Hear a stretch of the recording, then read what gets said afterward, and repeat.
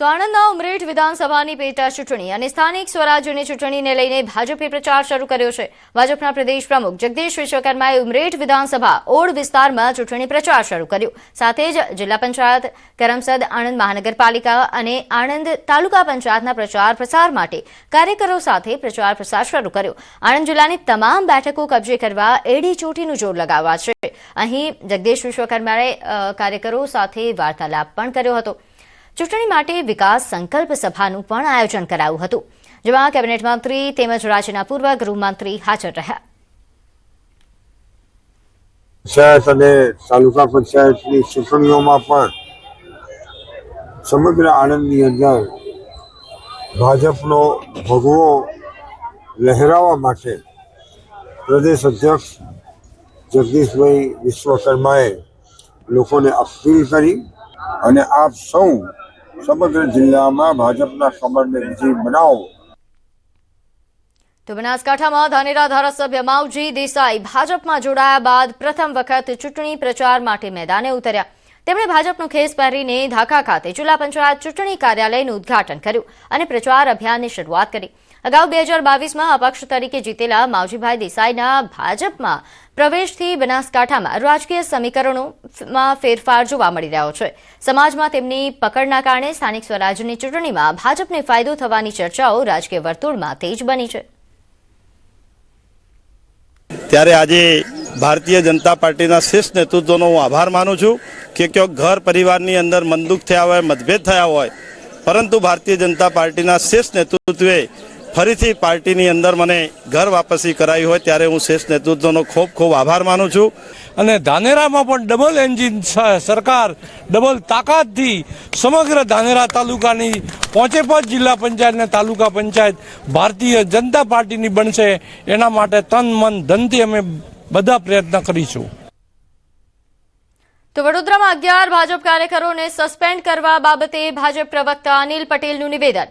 પક્ષ વિરોધી પ્રવૃત્તિ બદલ કાર્યકરોને સસ્પેન્ડ કરાયા। સ્થાનિક સ્વરાજ્યની ચૂંટણીમાં બળવો કરનાર તેમજ અપક્ષ ઉમેદવારી કરનાર વડોદરા જિલ્લાના 11 નેતાઓ 5 વર્ષ માટે પક્ષમાંથી સસ્પેન્ડ કરાયા છે।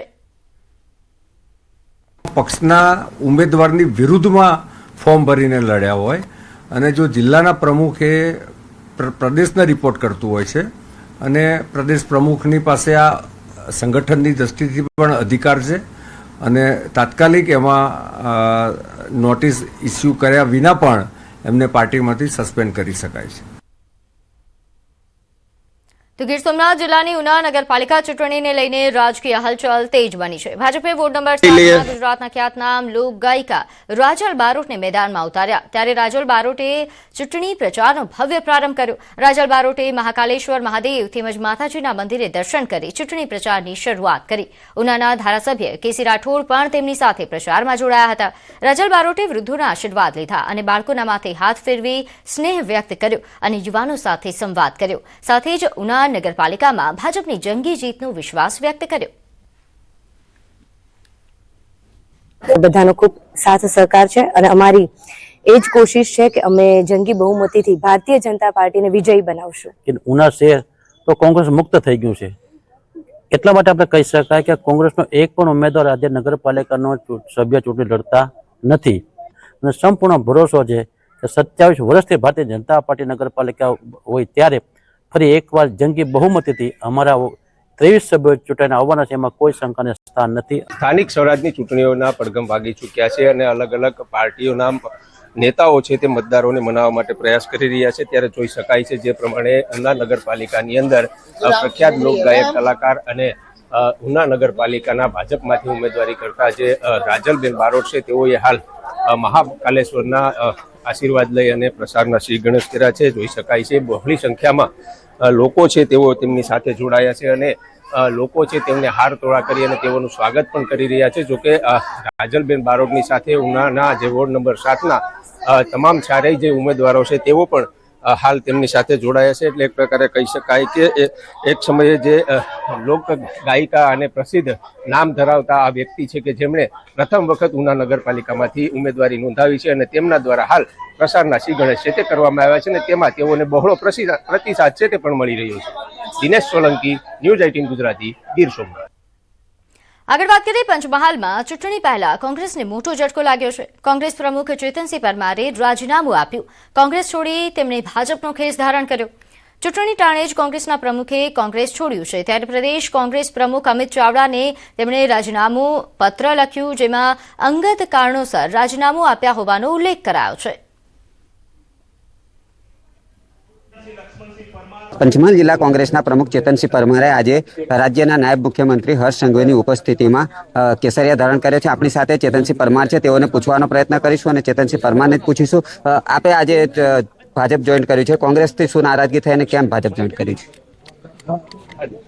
મારી નારાજગી તો કોઈનાથી નથી, પણ મને એવું લાગ્યું કે હું અહીં સારી રીતે કામ કરી શકું એવું નથી, એટલે મેં સ્વેચ્છાએ કોંગ્રેસ છોડી છે. શું ખાસ કારણ શું હોઈ શકે અને કયા આશયથી તમે ભાજપ?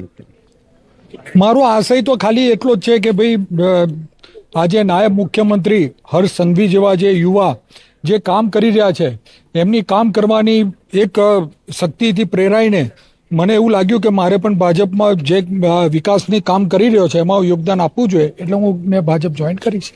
હતા ચેતનસિંહ પરમાર, તેઓ જણાવી રહ્યા છે કે તેઓને હાલ જે સ્પષ્ટ નારાજગી છે તે તેઓ દર્શાવી નથી રહ્યા, પરંતુ ક્યાંક ને ક્યાંક કોંગ્રેસ પ્રત્યેની જે છુપી નારાજગી હતી તેને લઈને તેઓએ કેસરિયા કર્યા છે.